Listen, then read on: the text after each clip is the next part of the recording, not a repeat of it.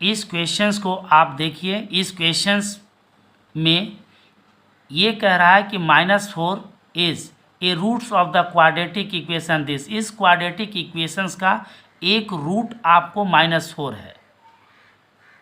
तो ये कह रहा है कि and the equation this has equal roots, और इस इक्वेशंस का रूट्स आपके पास इक्वल है। इट मीन्स डिस्क्रिमिनेंट 0 होगा। तो आपको p, यहाँ से p और यहाँ से आपको q, इन दोनों का वैल्यू आपको निकालना है। तो किसी भी क्वेश्चंस को बनाने के लिए, सोल्व करने के लिए, उस क्वेश्चंस को ध्यान से पढ़िए और उसके कंसेप्ट को आप अपने दिमाग में रखिए। तो इसके अकॉर्डिंग जो है हम लोग ये चलेंगे कि here equation, here x² plus px -4 equal to 0, ये आपके पास इक्वेशन है और -4 इसका रूट्स है।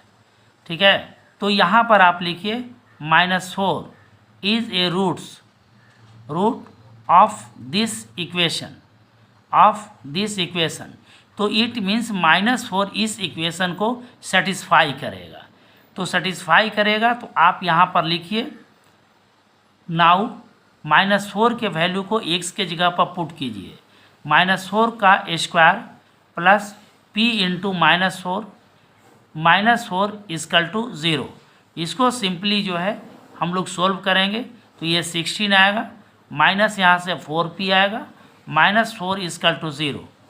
इट मीन्स 16 में से 4 जाएगा, ये आपके पास 12 बचेगा और ये इसको राइट साइड में लेकर के आएंगे तो ये 4p आएगा। तो आप इसको सोल्व कीजिएगा तो p इक्वल टू 12/4 आएगा। इसको कैंसिल आउट कीजिए 3। तो यहाँ पर आपके पास p इक्वल टू वैल्यू 3 आया। अब p इक्वल टू जो वैल्यू आपके पास 3 आया, अब इस वैल्यू को आप another equation x² plus px plus q में आपको पुट करना पड़ेगा। तो अब यहाँ से आप लिखिए now the given equation is x² plus px plus q equal to 0 है।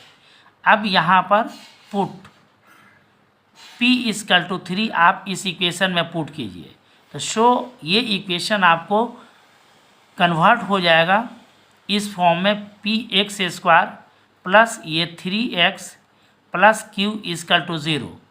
अब इस इक्वेशंस का रूट्स आपको इक्वल कह रहा है, तो आप यहाँ पर नेचर ऑफ रूट्स के कंडीशंस को अप्लाई कीजिए फॉर इक्वल रूट्स।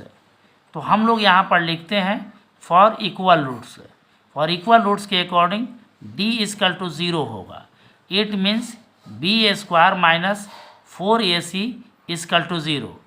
अब b मीन्स x का कोफिशिएंट, a मीन्स x² का कोफिशिएंट और c मीन्स कांस्टेंट वैल्यू।